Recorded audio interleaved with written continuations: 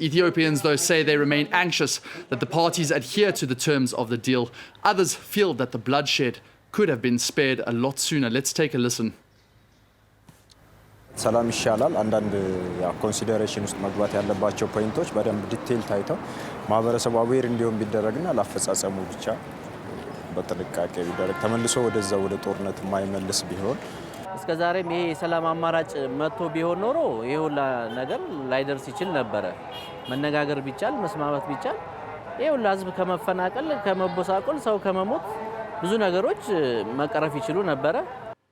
Well, for more on the story, we're joined by Professor Emeritus of Politics and Governance in Africa at Leiden University. That's Jan Abbink. Mr. Abbink, it's now come to the point where we have the deal, but many you've heard they're saying, why has it been so long coming? What happened in place now for that deal to be reached? Well, the agreement is a great achievement of the African Union, and it has been fueled, of course, by the decline of the military power of the TPLF. The war was decided more in favor of the Ethiopian federal forces, and the options for the TPLF to survive were shrinking, and that's one of the big reasons why they have continued to negotiate and to have reached this deal.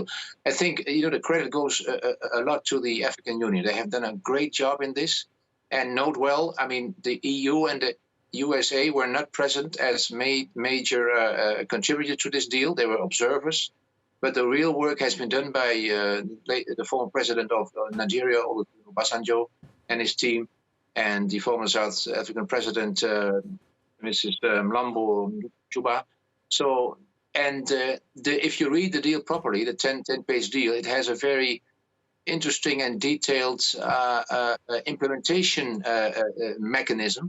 And I think, there is pretty good hope, as you said in the introduction, cautious optimism, maybe more than that this deal can work and then can reset Ethiopia to a course of reconciliation and rebuilding. It's a very difficult process, of course. 2 years of bloodshed, millions displaced. What kind of road ahead lies for Ethiopia? Well, that's very general question. I mean, a lot of challenges. Demobilization of the bloated armies. I mean, rebuilding the areas enormously devastated by the war. Also, psychological, let's say, reconciliation between the peoples of the regions affected, Afar, Amhara, Tigray, especially, and also financing all this, getting the IDPs, the internally displaced people, back in their areas. Getting food production running again in the northern regions. I mean, the goodwill is there, the possibilities are there, maybe with some external help from donor countries and so forth, and the World Bank, it can be done. So the challenges are huge. I would say that the main thing is also, reconciliation in, let's say, the social and psychological sense. The damage done by this is really awful war has been enormous.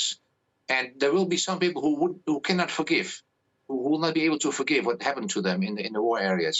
But in general, I mean, if this is well kept in mind, that you have to win back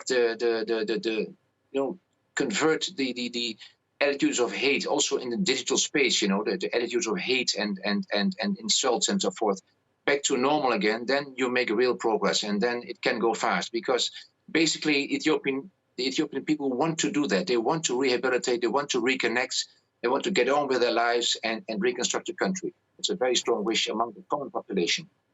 Thank you to Professor Emeritus Jan Abbink from Leiden University, all about changing and rehabilitating the hearts and minds of Ethiopians.